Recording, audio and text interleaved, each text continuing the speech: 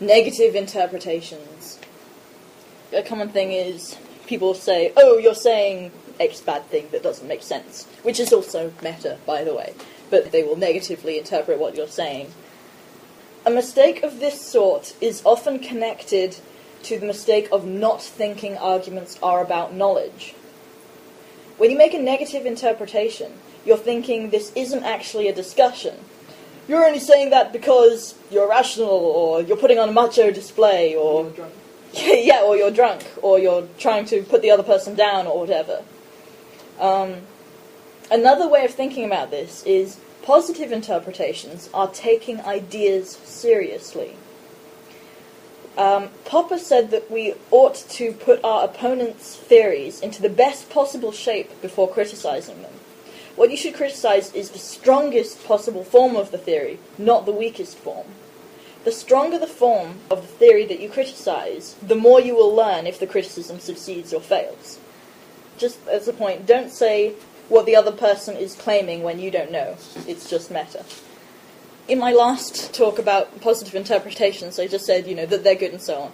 But I didn't emphasize that much that positive interpretations are about knowledge and are about, if you negatively interpret, then you'll be talking about something less interesting. One of the problems I have with positive interpretation that doesn't really manifest in arguments with sensible people is it means that if someone is actually trying to insult you and you interpret it positively, and they're like, they're like, you're a motherfucker, and I'm like, do I fuck my mother? Do I fuck any mothers? I can't remember. Do you have any suggestion? No, perhaps I've forgotten. Did I sleep with your mother? Can you tell me? The thing about that is that in those cases, that is meta. Oh, yeah, it went meta the moment they said you're a motherfucker. Right, so with positive interpretations with meta, don't go meta kind of has this thing that if you do positive interpretations and you're doing it about the content, then that is good. But if you're doing it about meta, then you're just going meta, and that's bad because it's meta. Meta. Speaking of meta, don't say, no it isn't, as a full reply. Avoid it in general, because it's meta. It's tempting to say, no it isn't, but this doesn't actually further the discussion. If they're saying something that you don't think is true, then you can say why you don't think it's true. No, she isn't. That's what she said. Why? That's meta. Exactly. You're meta. Your face is massive. All of these jokes are meta. Maybe we should replace them with content. Your jokes are meta. Stop this meta! Everyone, stop the meta! Okay. So a thing that you should do is that you should try to understand the other person's position or disagreement of your argument.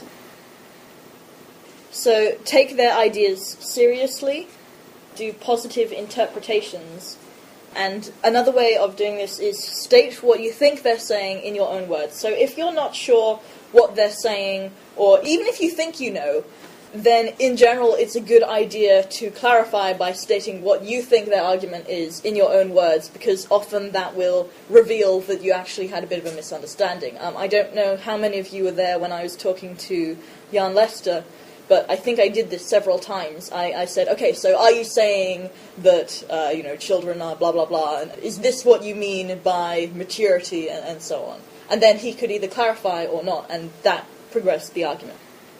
Now, you should avoid criticisms like, but your argument wouldn't be true if some unlikely scenario which might happen.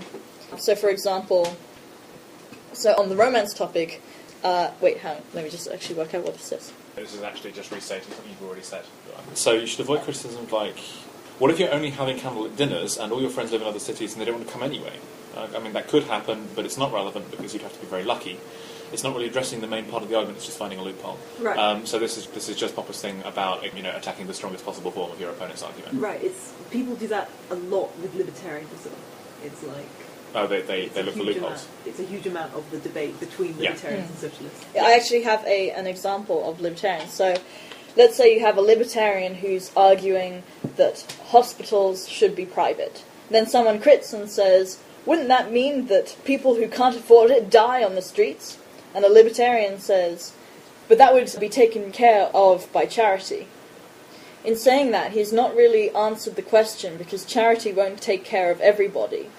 The critic says, okay, so those are the ones that will be taken care of, but what about the ones that aren't?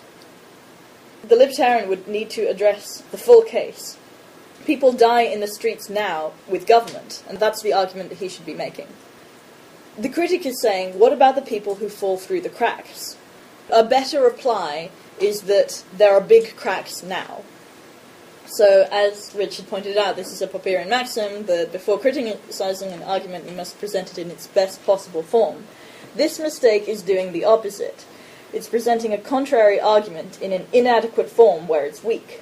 Assuming the critic is saying, if there aren't state hospitals, people will die. So it is assuming that the critic is saying. But of course not, because there are charities, but that's not the real point the critic was making.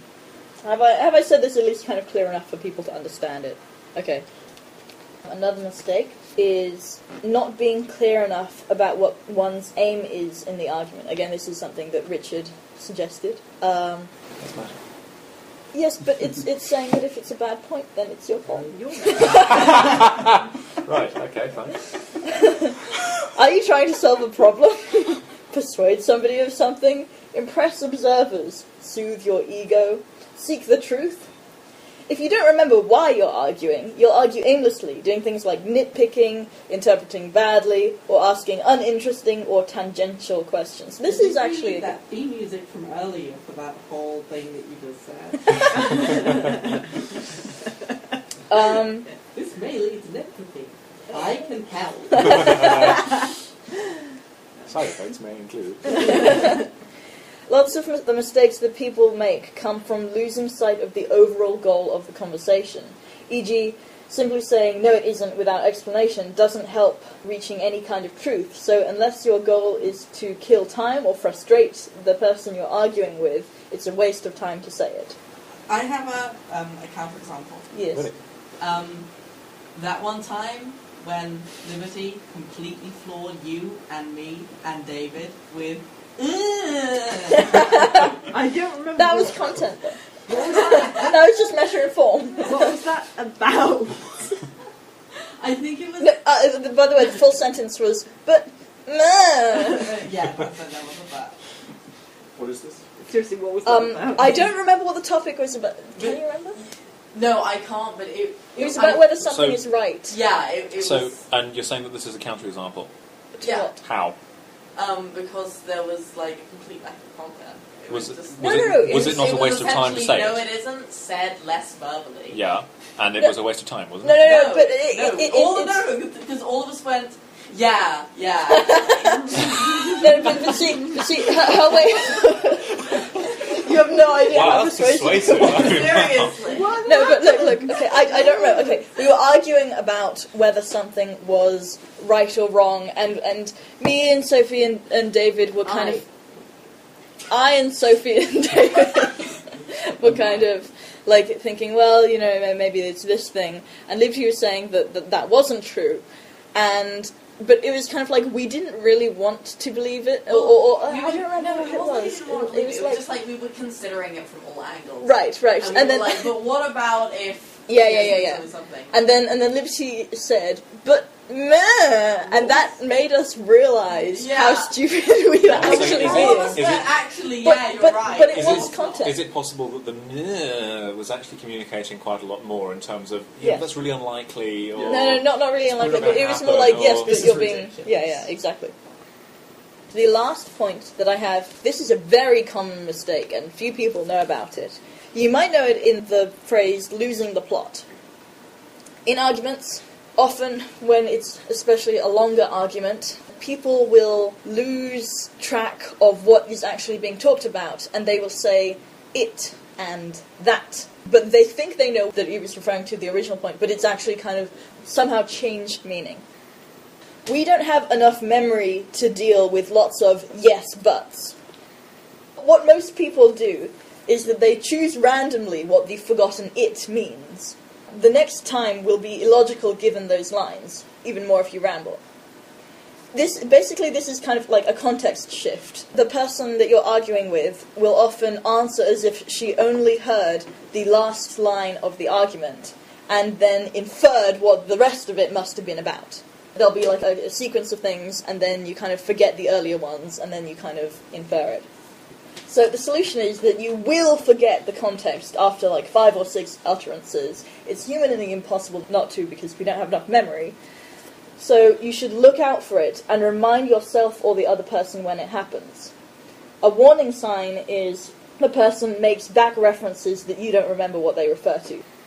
This is also connected to that thing earlier about stating what you think that they're saying, in other words, but clarify what you're talking about, especially when there's a lot of its and that's, and especially when you've forgotten what the actual issue is. When I said that arguments are about knowledge, they're also about problems. And this is also connected to the argue one point at a time. It's argue one problem at a time.